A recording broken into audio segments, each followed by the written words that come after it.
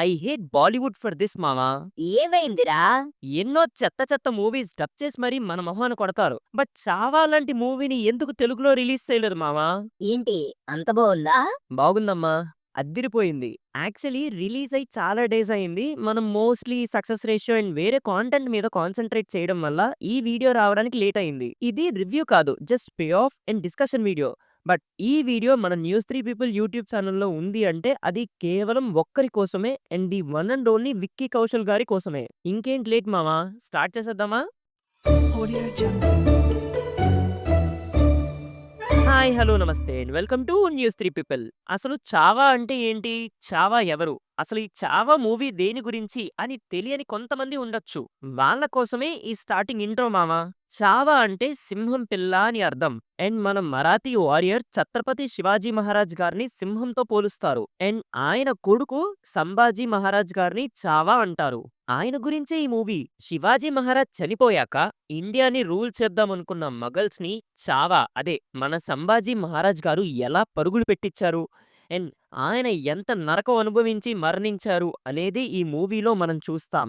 మామ నిజం చెప్తున్నా మూవీ చాలా అంటే చాలా బావుంది. ఎవరైనా చూడకపోతే ఇప్పుడే టికెట్స్ బుక్ చేసుకొని వెళ్లి చూసేయండి. హిందీలోనే అవైలబుల్‌గా ఉంది. బట్ ఇట్స్ వర్త్ వాచింగ్ మామ.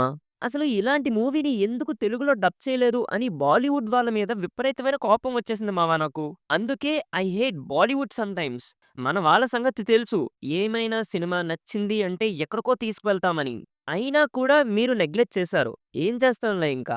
అండ్ మామ మూవీలో నెగెటివ్స్ గురించి మాట్లాడుకుందాం ఫస్ట్. మెయిన్ నెగెటివ్ వచ్చేసి ఎడిటింగ్ మామ. కొంచెం అన్‌సెటన్‌గా చూస్తున్నప్పుడు ఇబ్బందిగా ఉంటుంది. కట్స్ కానీ, ట్రాన్సిషన్స్ కానీ కొంచెం ఆడ్‌గా ఉంటాయి. సో, మూవీ చూస్తున్నప్పుడు మనకి కొంచెం డిస్టర్బ్డ్ ఫీల్‌నిస్తాయి. అండ్ సెకండ్ నెగెటివ్ వచ్చేసి వీఎఫ్ఎక్స్ వర్క్. కొన్ని చోట్ల బాగుంది. బట్ కొన్ని చోట్ల క్లియర్‌గా వీఎఫ్ఎక్స్‌ని ప్రాపర్‌గా యూజ్ చేసుకోలేదు అని అర్థమవుతుంది.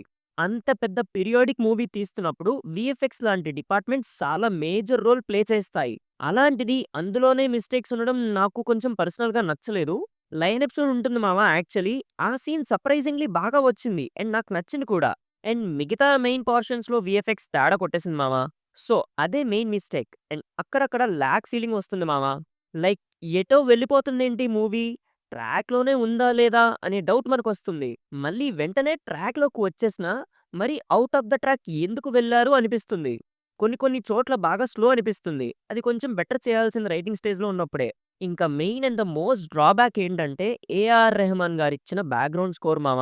కొన్ని చోట్ల బాగుంది. క్లైమాక్స్ పోర్షన్‌లో కూడా బావుంది. బట్ మోస్ట్ ఆఫ్ ద సీన్స్‌కి బ్యాక్‌గ్రౌండ్ మ్యూజిక్ సాటిస్ఫాక్షన్ ఇవ్వలేదు మామ.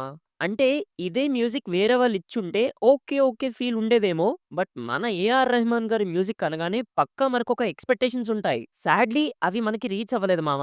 మామ తిట్టానంటే ఒకటడుగుతా. అడుగు మామ. ఇన్ని నెగెటివ్స్ చెప్తున్నావు. మళ్ళీ సూపర్ డూపర్ అంటున్నావు. తెలుగు రిలీజ్ కావాలి అంటున్నావు. నాకేం అర్థం కావట్లేదు మామ. అయ్యో మామ! నెగెటివ్స్ ఉన్నాయి ఒప్పుకుంటా. కానీ వాటిని డామినేట్ చేసే బిగ్గెస్ట్ పాజిటివ్ కూడా ఉంది. ఏంట్రా అది? వికీ కౌశల్ యాస్ సంభాజీ మహారాజ్. మామ కొన్ని రోల్స్ ఉంటాయి. ఆ రోల్స్ చూసినప్పుడు అరే! ఈ యాక్టర్ యాక్ట్ చేసినట్టు లేదు జీవించాడు అని అనుకుంటాం. కానీ జీవించాడు అనేది చాలా చిన్న మాట మామ. ప్రాణం పెట్టేశాడు మామ వికీ కౌశల్ ఈ రోల్‌కి. మన ఎవ్వరికీ సంభాజీ మహారాజ్ రియల్‌గా ఎలా ఉంటారో తెలీదు. బట్ మూవీ చూసాక బయటికి వస్తున్న ప్రతి ఒక్కళ్ళకి మేబీ సంభాజీ మహారాజ్ ఇలానే ఉండేవాడేమో! మన విక్కీ కౌశల్ లానే ఉండేవారేమో అనిపిస్తుంది. ఈ ఫీలింగ్ పక్కా అనిపిస్తుంది మామ. నాది గ్యారంటీ. 'చావా' అనే టైటిల్ ఊరికనే పెట్టలేదు మామ. ఈ మూవీలో విక్కీ కౌశల్ గారు అరుస్తుంటే అది అరుపులా లేదు, గర్జనలా ఉంది. ఒక రాజులా నడుస్తుంటే అడవిలో తిరుగుతున్న సింహంలానే అనిపించారు నాకు. ఆయన లుక్స్ కానీ, బాడీ ట్రాన్స్‌ఫర్మేషన్ కానీ, వాకింగ్ స్టైల్ కానీ, మోడ్యులేషన్స్ కానీ, బాడీ లాంగ్వేజ్ కానీ, హ్యాండ్ గెస్చర్స్ కానీ ఇలా ఒక్కటి కాదు ప్రతీదీ సంభాజీ మహారాజ్ గారు ఇలానే ఉండేవాళ్ళేమో అనే ఫీల్ తెప్పిస్తుంది మనకి. అండ్ మెయిన్‌గా క్లైమాక్స్ చూస్తున్నప్పుడు అబ్బబ్బబ్బబ్బా! Vicky Kaushal you did it man. నీ లైఫ్‌లో one of the best performance ఇచ్చేసావనిపిస్తుంది.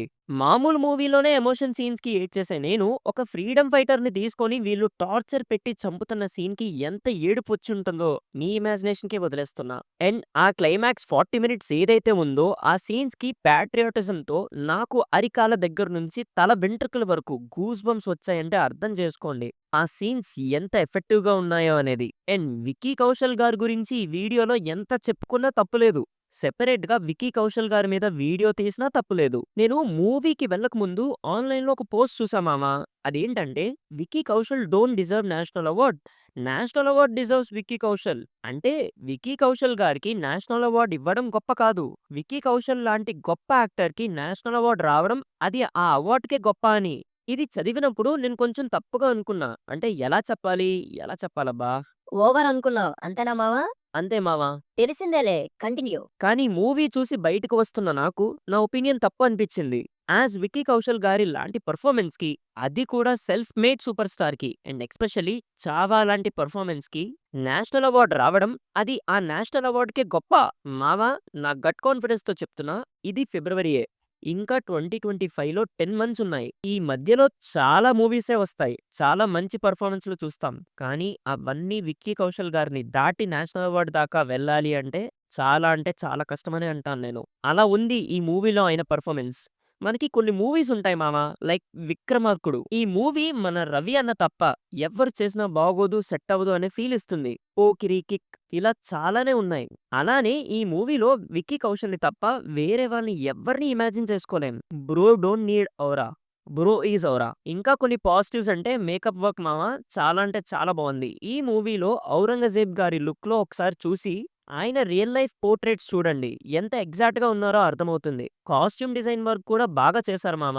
మనల్ని ఆ పీరియాడిక్ వరల్డ్‌లోకి తీసుకొని వెళ్ళిపోయారు. సపోర్టింగ్ యాక్టర్స్ పెర్ఫార్మన్స్ కూడా బావుంది. కొన్ని యాక్షన్ ఎపిసోడ్స్ కూడా బావున్నాయి. The last 40 minutes of the movie is pure goose bump stuff. And ఎమోషనల్‌గా కూడా ఉంటుంది. అండ్ ఇప్పటికి ఏం లేట్ అవ్వలేదండి బాలీవుడ్.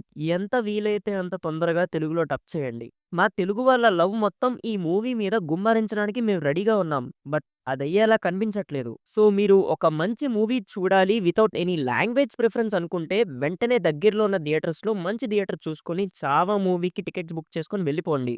మీరు అస్సలు డిసప్పాయింట్ అవ్వరు. అండ్ ఎవరైనా ఈ మూవీ చూసుంటే కామెంట్స్‌లో చెప్పండి మామ ఎలా ఉందో మూవీ. అండ్ ఈ వీడియో లాస్ట్ వరకు చూసినందుకు థాంక్ యూ మామ. నీకే మామ thank you very much. Next వీడియోలో మళ్ళీ కలుద్దాం. Until then take care and bye by.